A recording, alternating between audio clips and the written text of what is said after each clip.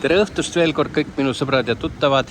Ma näitan teile, kuidas on Mehhikos võimalik ukse hoidmisega endale kohviraha teenida, võib-olla isegi söögiraha teenida.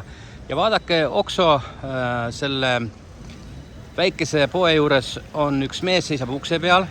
Ta ilmus sinna just 10 minutit tagasi. Mina käisin vett ostmas, ma andsin talle 5 peesot. Ma arvan niimoodi, et igast 10 inimesest üks annab raha. Ja kui ta tund aega avab siin inimestele ust, ehk mängib siis ukseavajat, nagu näete, siis lõpuks ta saabki endale õhtusöögi kätte. Ma ei tea, turistid on sellised imelikud. Neil on kahju sellest 2, 3, 5 peesost, võib-olla isegi 10 peesost, $1. Aga on ka sellised inimesi, kes nagu annavad väga hästi ja see on nagu joppamise mäng. Ja samas ta teeb ju tööd, et minul ei ole nagu mitte midagi selle vastu, kui inimene raha teenib, sest kujutage ette, kui palju teil Eestis on uksi avatud kusagil. Ma arvan, et ainult, kellele uksi avatakse, on Kadrioru kuningad ja kuningannad, aga lihtinimene võib ainult unistada uste avamisest, nii et kui te tahate, et teile uksed avatakse, tulge Mehhikosse elama ja te näete, jälle uks avatakse, inimene tuleb välja nagu kuningas, kuninganna. Ja võt selline on reaalsus Mehhikos.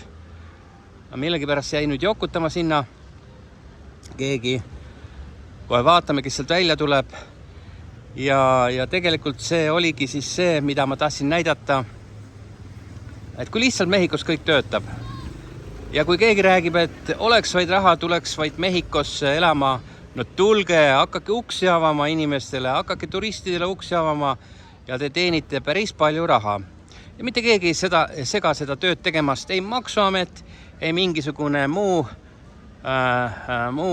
värk. Ei, vaadake, näete, üks tütarlaps kõnnib maskis. Et see on päris haruldane nähtus praegust Mehhikos kusjuures. Räägin, et haruldane, hundist räägid, hunt tuleb, teine veel maskis. Nii et see on selline huvitav reaalsus. Näete, naisterahvas andis ka vähemalt 3, 5, 10 peesot. Nii see töötab ja see oligi see, mida ma teile näidata tahtsin. Aitäh teile ja kuuleme jälle, kui õige aeg on.